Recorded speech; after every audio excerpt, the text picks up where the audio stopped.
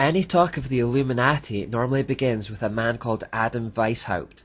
Adam Weishaupt was born on February the 6th, 1748, in Bavaria, Germany. At the age of 7 he enrolled in a Jesuit school, and the occult ideas that were taught to him from that young age stuck with him for the rest of his life, helping to form his worldview and ideologies. As he grew up, he also studied classic religion, which is a euphemism for Gnosticism and other ancient forms of the mysteries. Thus, by the time Weishaupt reached adult maturity, he was very well versed in the occult. When Pope Clement XIV abolished the Jesuits in 1773, Weishaupt went on to become a professor of Catholic canon law, a post that only Jesuits had ever held up until that point, and within a few years he had joined the secret society of Freemasonry. Now, when Adam Weishaupt joined Freemasonry in the 1770s, it had already long been a fully occult society, but it was organized into the telltale pyramid-shaped knowledge hierarchy. The masses or muggles at the lower end of the society were completely ignorant of the true nature and meaning behind their doctrines and rituals.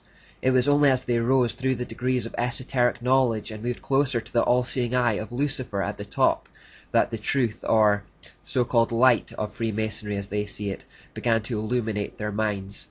I use the past tense, but it's the same today. In the Scottish Rite version of Freemasonry, which is the most widely known and practiced, there are a minimum of 33 degrees to ascend through in the hierarchy, with still more elite Illuminati degrees, such as the Shriners above that. Those in the lower degrees simply have no clue that they are part of an organization that ultimately worships Baal, Asherah, and Lucifer. Even those relatively high up are misdirected, and even Christians have been ensnared in the organization believing it is compatible or even complementary to their faith. Weishaupt, however, was no such muggle.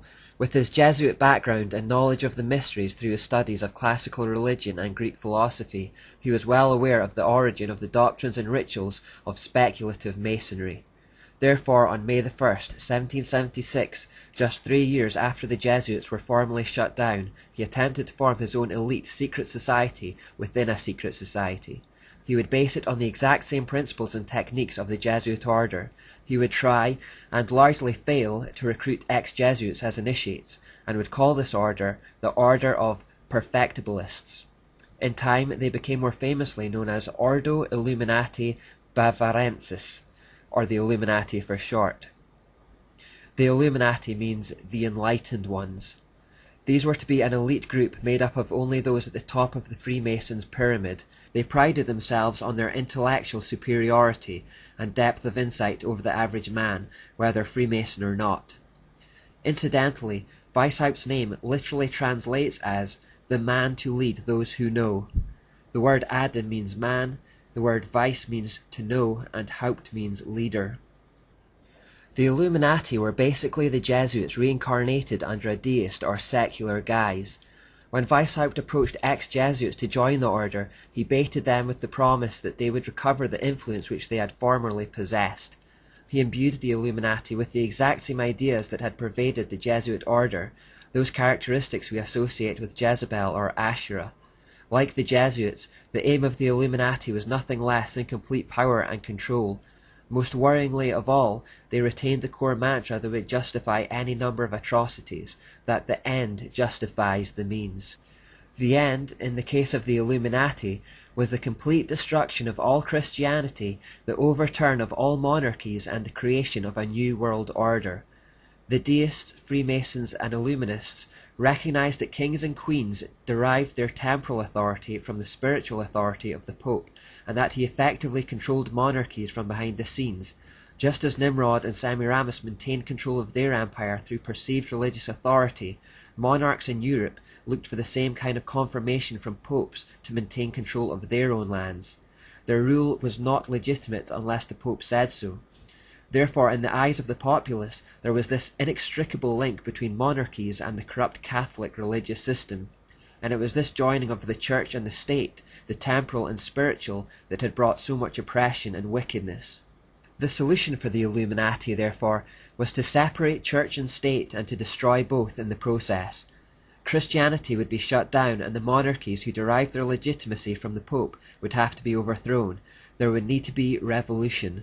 This is effectively what the Illuminati set out to achieve.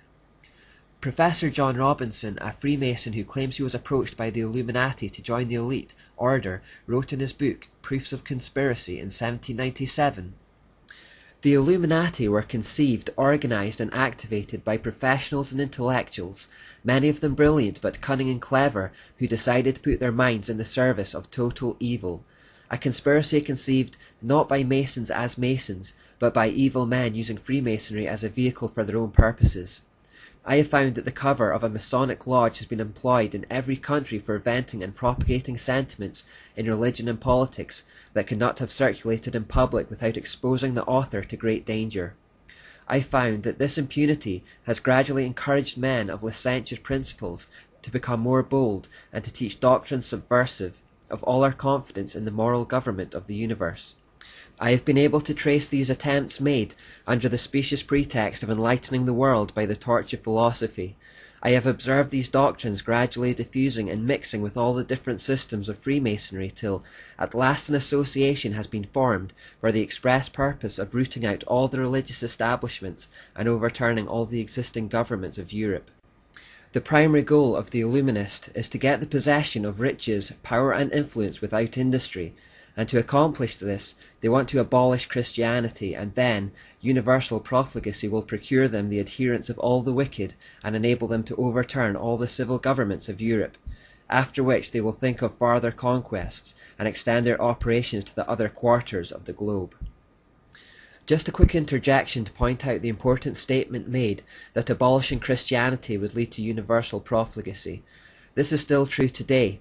The spiritual temperature of a city, nation and continent largely depends on the spiritual temperature of the Christian Church. If we find our culture falling into wickedness, it is probably because our churches are failing. While just our mere presence on the earth is slowing the rate of decay and acting as a barrier to Satan, we have been told to be salt and light.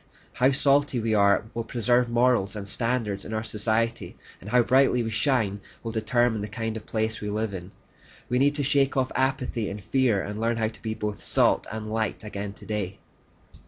John Robinson then goes further, explaining, "An association has been formed for the express purposes of rooting out all the religious establishments and overturning all existing governments.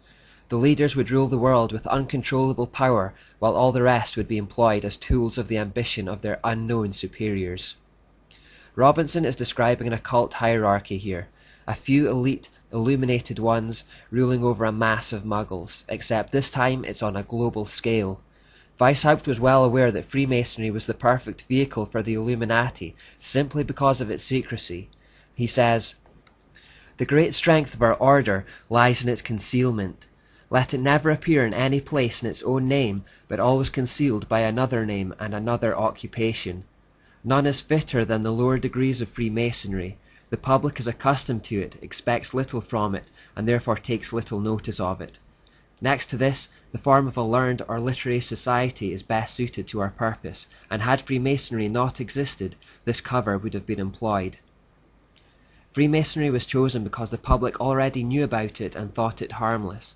Its origins as a trade union for craftsmen meant the average person thought nothing of it, and this was the perfect cloak of cover